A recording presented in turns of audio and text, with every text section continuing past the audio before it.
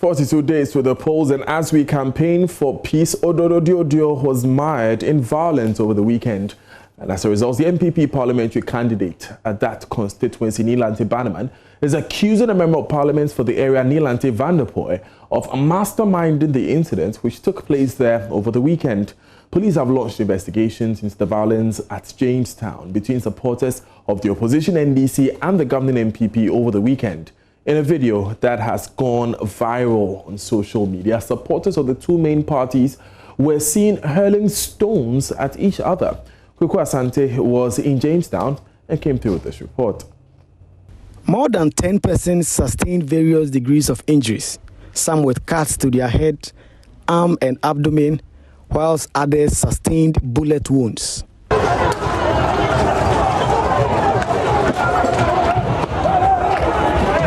Videos shared on social media show NDC and NPP supporters trading stones, bottles, and occasionally gunfire.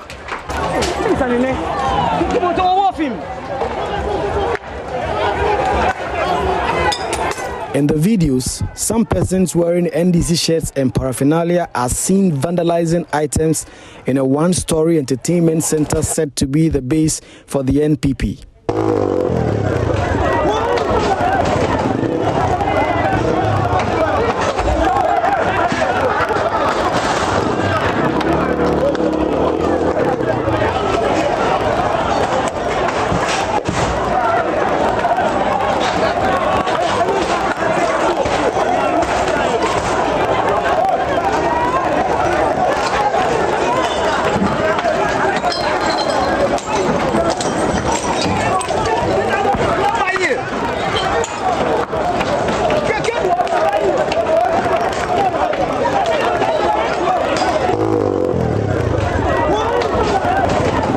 TV sets and other items were destroyed in the vandalism. The NDC and NPP are accusing each other of starting the fight.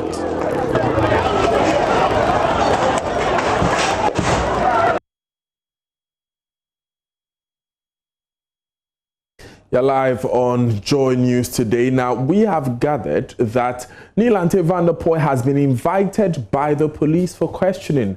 Now, prior to the incident, Ododo had already been earmarked by the police as being prone to violence. It has 50 different flashpoints there alone. Colonel retired Festus Abwaje is of the view that the agency should keep a close eye on that place.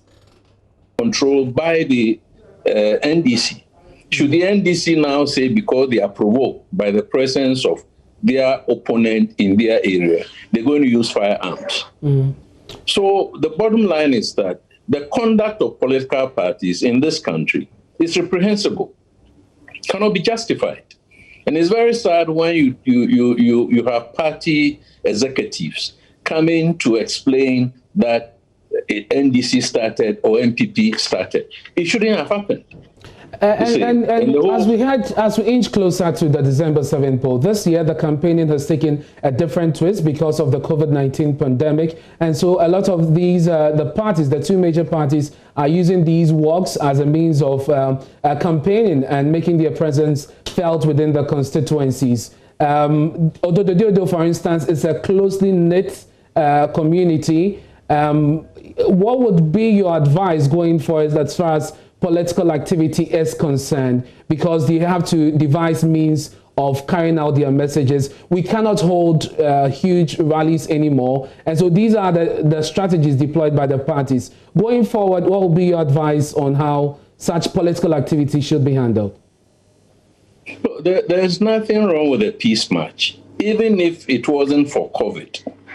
Anybody who wanted, as part of its political campaign strategy, to undertake a peace walk or health walk or whatever it is, it's a political right or civil right. Nobody can deny any party that, you know. So the question probably should not be what we should be doing. You see what I mean? The bottom line is that political parties are the ones behind these kinds of activities. They are the ones who condone the impunity. For instance, it was on 1st September, the last time that anything happened at Ododo or that Jamestown police station, when the MP was assaulted. Yeah. What has been the outcome? For all you know, some influential people, through telephone calls or other means, have prevailed upon the police not to act. You see, so if the police cannot act because its hands are tied, what else do we expect, the police to do? But having said that, as far as the police is concerned, and given the premise that you use for this segment, that if you map out flashpoints, that is not the end of itself. What measures are you going to put in place to ensure that you contain any incidents of violence? I have suggested that the police could have scaled up the protection that they were affording according to the NDC match. But be as it may, this is a case study. And I think going forward, all political party activities of this nature must have adequate police protection to ensure that the surge in violence is contained at the lowest possible level. Now addressing the media today, Mr. Bannerman, who is the NPP's parliamentary candidate for the area, said his opponent has been fomenting violence since entering the political scene at Odododiodio 16 years ago. We are, however, not the least surprised by these acts of violence, considering the fact that in 2016, after a successful campaign launch at the famous Bukom Square, this same MP led thugs to go on a vandalization spree in the constituency on the back of yet another successful work in honor of the memory of our youth organizer, the late William Waters Rasbustego. On Saturday, the MP and his boys came running riot again without any provocation. It therefore goes without saying that these happenings in the constituency are explicitly orchestrated by the incumbent MP, whose persona and character depicts violence. This was the same person who, as the NDC parliamentary candidate in 2004, was cited for electoral fraud and violence and was injuncted from contesting that year's elections. The constituency from then on experienced peaceful electioneering campaigns and elections until he resurfaced in 2012 to contest the NDC primaries, which again was characterized by violence he masterminded. The lead up to that year's election and the events before, during and after the 2016 elections is still fresh on the minds of people. Madame Esla Usue Kufu, Abu Jinapo, the late Jacob Echebilamte, and my good self have been victims of his thuggery. Still on the subject of violence, Executive Director at the Center for Democratic Development, CDD Ghana, Professor H. Kwesi Prempeh, says vigilantism still persists in the country because a law alone will not be enough to resolve the issues. Prof. Prempeh believes the solutions are more political than legal. He spoke in a yet-to-be-aired interview on Joy Prime's Current Affairs show, On the Record. Election-related conflicts have really degenerated into, just widespread, large-scale killings, and conflict, sometimes close to civil conflict, civil war in many other countries. And I think we should not take our luck for granted. There is really nothing about us that makes us different from Cote d'Ivoire or Kenya, and so I think it's something that we need to seriously manage. The underlying factors are there. But then on top of it are other things we ourselves, but the way we have managed or mismanaged our politics have also introduced, which is this problem of vigilantes. Is the vigilantism problem a problem of inadequate law? I don't think so, right? So whatever it is, whatever violence, whatever threats of violence that are perpetrated by so-called vigilantes already offend existing law. Right? So what is different is the political or partisan nature of the targeting. So I'm not opposed to saying that, for example, if you perpetrate violence on a person merely by virtue of their political identity or their party identity, we aggravate the offense and therefore you get a severer sanction. Also in the interview, Prof. Prempeh said the opposition NDC should be clear on what kind of jobs it's proposed the big push would create. Definitely, we have huge job deficits in the economy, right? But what's a job? It's a job, an employment, or because each time you put a certain amount of money into something, you can create a job, but the job, after the project is over, the job vanishes, right? So what kind of jobs are they talking about? Are they talking about paid, sustainable employment, or a job that is, so if I hire you to build me a small gutter in the front of my house, to the extent that we have a market transaction, it's a job, I've created a job there. But if after the duration of that project, the gutter is built, and then there's, that's the source of your income dries up, the problems will re-emerge. You throw money at it, it solves it for a time being, and then it re-emerges. Away from violence, the Electoral Commission says it did the right thing in disqualifying some 5 presidential candidates. It is urging the aggrieved individuals to proceed to court if they still have issues regarding the nomination process. Speaking on the probe on the JoyNews channel Sunday evening, Deputy Commissioner Dr. Eric Bosman-Asare said ample opportunities for correction of mistakes were handed all the candidates. We don't have any report as yet. I know our legal department has worked on it, and I need to check whether they've even given to the CI, but we know that was the strategy to do that. But I think we as a commission, I know I made the point that the mandate of the Electoral Commission is so sacred that we are not going to engage in anything to undermine the ambitions of individuals and even political parties.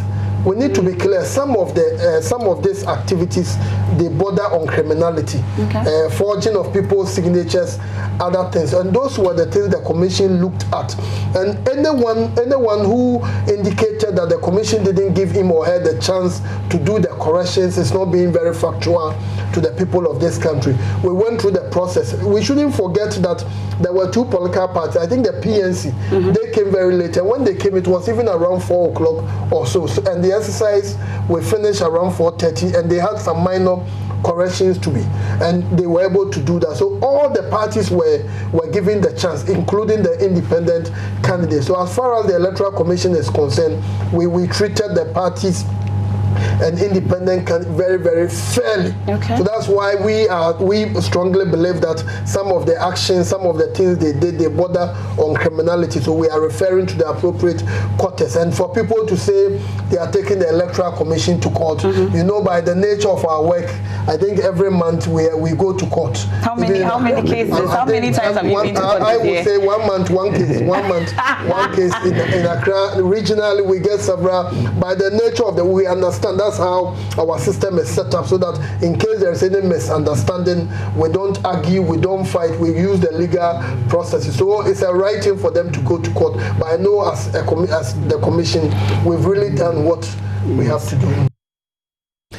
We stay with elections, and religious leaders are cautioning against violence and the creation of fear and panic as the country heads to the polls on December 7. Speaking at the Maiden Joy Christian Election Forum on the theme, Election 2020, the role of the church, the leaders urged local churches to identify hotspots in their communities and campaign for peace. There's been the concern that the church does not engage actively in the country's political process. Let's hear from the Christian leaders.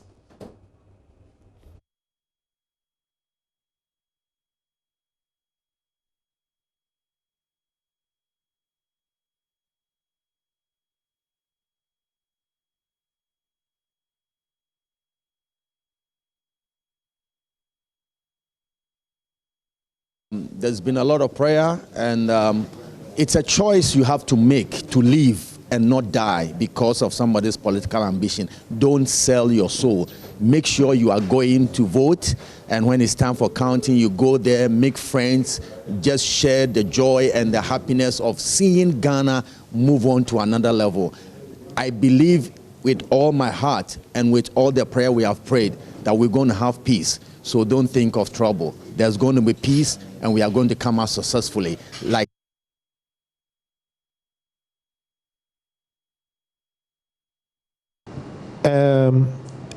over the period of our democratic governance, every successive government has been more corrupt than the previous government. All right? Please say that again for clarity. Since our 1992 Constitution and we were into the Fourth Republic, every successive government have been more corrupt than the previous government. And you are saying it means that we are worse off than we used to be? Exactly, in corruption. And the next government will be more corrupt than this present government. Prove that, Bishop well, the reason why this has happened is that nobody has witnessed people being punished for being corrupt. You come to the office, and within 4 years, you acquire lands, filling stations, buildings, and what have you, and you are coming from among the society, and the people knew you before you went into government. Even though we have some skirmishes, it is rather the exception rather than the rule, so people should go out there and vote. In fact, the Christian Council of Ghana is on the ground organizing voter education seminars and training workshops in 5 of the 16 regions. We can't cover the whole country, but especially because of COVID-19, we can't cover the whole country. We have been able to do 5 regions, and we are still doing. In fact, this coming week, the Christian Council is going to be in the Volta region, and we are going to cover most of the places in the Volta region, educating the voters to go out in their numbers to vote. Because if you don't go out to vote, someone is going to vote for you. And their provision has been made for their security. So they should go out there confident that nothing will happen to them. And they should vote peacefully and go back to their homes even as they wait for the results. I think the church,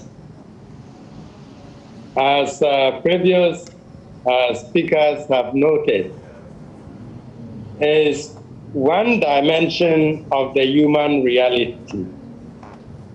The church is to ensure that no one forgets about the human reality as having a dimension here on earth, but also a dimension which links him to his God and his Creator, and what God intends that our life should be here. Another on radio, on television. I'm talking to children of God, believers. Anything that your political party is doing which is not in the interest of the common good of the nation, reject it. Speak against it. Reject it. Don't be a sycophant and a hypocrite.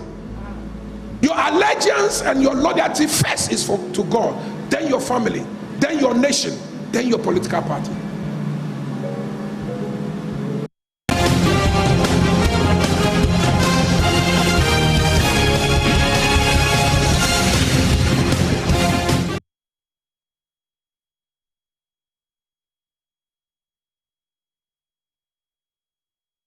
We move from elections, and an accused person put before the Kaneshie District Court in connection with the murder of law professor Emmanuel Yaobene is said to have fallen ill and is currently on admission at the police hospital. This development comes barely 2 weeks after another accused person, James Nanawamba, died after falling ill and being admitted at the same hospital.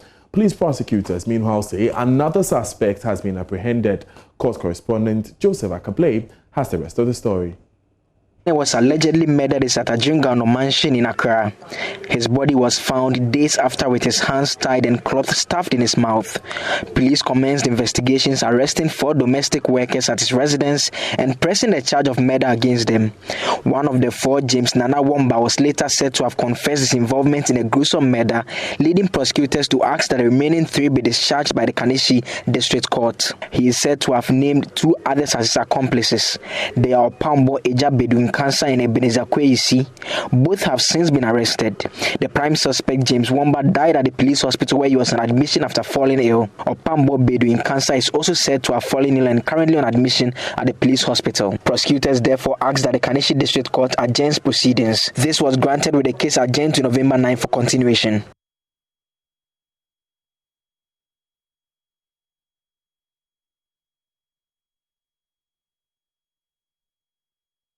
Are you ready? Are you ready? Samson Ladi Ayenini Samson Ladi Ayenini, JoyNews Journalist of the Year. A standing ovation is in order. I will invite lawyer Yao Boafo Ayeboafo to help with the awards. Excellent. Now, as you saw there, the multimedia group won big at the 25th GJA Awards held at the weekend, with the host of Newsfile, Samson Ladi Ayenini, crowned Journalist of the Year. In all, 15 awards were swept. Samson Ladi, Albert Sori, and MFA Nancy Joadosi have been speaking about their awards on the AM show. Along the line, I had to also teach myself how to edit, how to shoot, because as a correspondent, sometimes you have to work all by yourself. So I would say that the journey has been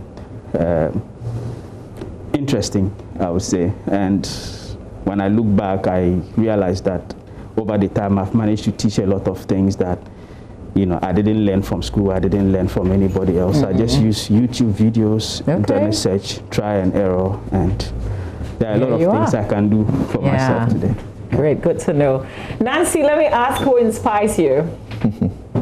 Mama, so I remember growing up, I used to really watch Oprah, the Oprah Winfrey Show. Okay. And yes, and that is someone that I really look up to in terms of interviewing, telling stories of people.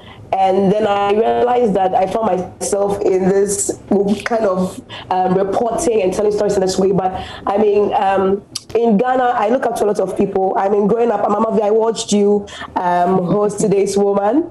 I saw a lot of news readers. Emma Morrison, who had a huge impact on my journalism career. And so those are the few people that I look up to, and I'm hoping to do better than them.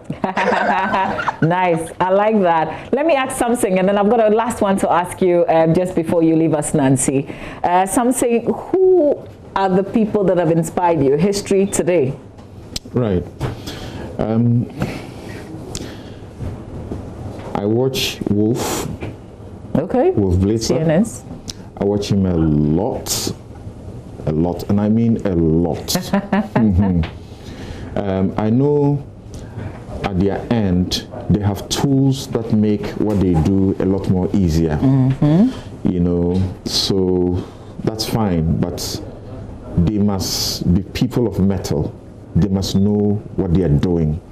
So if Wolf had to interview a president, he'll interview them at a certain level, not at the level of I am a small journalist somewhere and quote unquote unnecessary reverence that buries the critical questions that must be asked. And so I followed Larry King big time, read his book that he wrote about this job, but back home in Ghana, some guys made the biggest impact on my life, and the very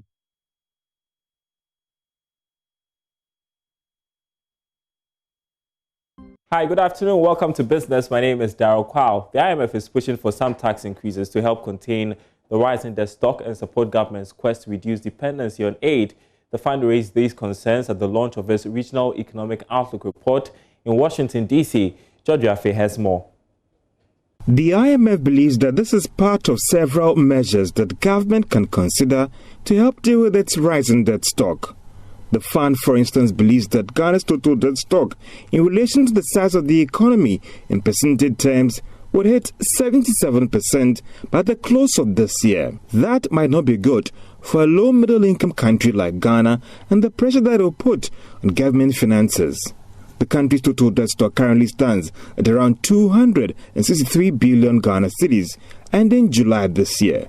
But responding to a question posed by Joy Business, the director of the African Department, Abebe Selassie, speaking from Washington, D.C., believes that reviewing the country's revenue mobilization drive could help correct this, especially at a time that Ghana is poised to move ahead with less dependency on aid. As the president has been saying, Ghana beyond aid, that's absolutely the right vision. And of course, that aid has to be replaced by tax revenues and other permanent domestic sources of financing rather than debt. And so effecting that transfer is really what's going to be key. And we'll be working with the government through the Article 4 process to provide technical advice, whatever the government needs. But with the IMF's projection of the debt-to-GDP ratio hitting 77%, maybe for some, it's just a matter of time in terms of the IMF and the World Bank classifying Ghana as a high-distress country and the real challenge that will present to the economy, the possible impact on the cost of borrowing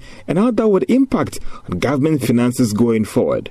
In the 2020 budget, government, for instance, is setting aside some 21 billion Ghana cedis just for paying interest on loans. The country currently spends significant amounts of revenue raised to pay its debts and salaries of the public sector workers, leaving little for capital projects. But the question still stands, are Ghanaians ready to pay more taxes to deal with this challenge, especially looking at the cost of borrowing and its impact on the economy? Or whether it's about how these taxes are used, are they going to the right sectors of the economy to deal with this challenge?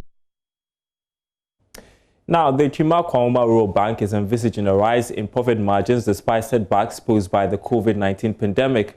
To mitigate the impact of the pandemic on operations, the bank has restructured policies to keep the business afloat. This includes improving the use of mobile technology in banking and customer-focused policies. Chief Executive Dr. Stephen Safo Kantanka revealed the response of clients to the new arrangement is part of the success. Nanaya Aljima has more from the 37th Annual General Meeting of the bank. Despite a difficult financial year in 2019, the Chima Kwahoma Rural Bank recorded a profit after tax of over 3 million cedis. There was, however, a marginal dip in the profits realized in the previous year. Board Chairman Patrick Osu says the drop in profit could be attributed to the cleanup of the financial sector in the year under review. There were a lot of anxiety among our clients. So initially, when the reform started, speculations here and there also caused a bit of disruption. But I would say that due to the assurances that the Bank of Ghana gave and our own effort reaching out to our clients, we bounced back. Nonetheless, customer confidence in the financial institution has bounced back as the bank re-strategized to compete. Some of the measures include expansion to reach more clients, leading to opening of a new branch at Bantama. There is an emerging market at the race course where we have a lot of our displaced clients from Central Market and the redeveloped Kajitia. So we decided to chase them up there and make business with them. Apart from that, that place is also another emerging business enclave. In response to COVID-19 pandemic, the bank improved its digitized services, enabling clients to transact business in the period of the lockdown. Beyond responding to business needs of clients, an extension in payment of loans was instituted. Dr. Stephen Safo Kantanka is Chief Executive Officer. What we did was to give a COVID relief to our customers, especially those who have taken loans, especially those who were teaching in the private schools. The schools have been closed down, they were not being paid. So we met them, had a discussion with them, and we gave them 6 months moratorium where we're not going to charge extra interest. For Joy Business, Nana Ojima reporting. And we've got a full bulletin at the top of the hour. Up next, sports.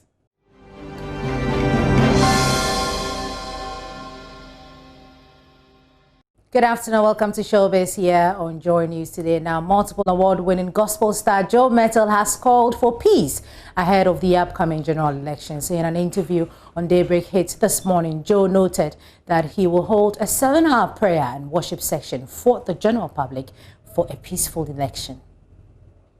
Please hold the peace. Don't allow anybody push you into doing something that they won't do. If anybody tells you to do something, ask them to join you.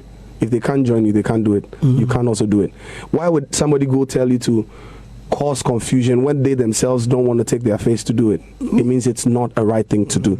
So please desist from it. And Ghana is ours. If we destroy it, we'll have no other place to go. Please maintain the peace. If anybody talks to you about anything that would cause confusion, if it's possible, report them. Don't follow anyone to don't do anybody's dirty work for them. Please, Ghana is very important to us. Speaking of Ghana and peace, even God actually laid on my heart to organize a prayer and a worship service, you know, in the direction of for the elections especially. So we're actually doing like a 7-hour prayer and worship.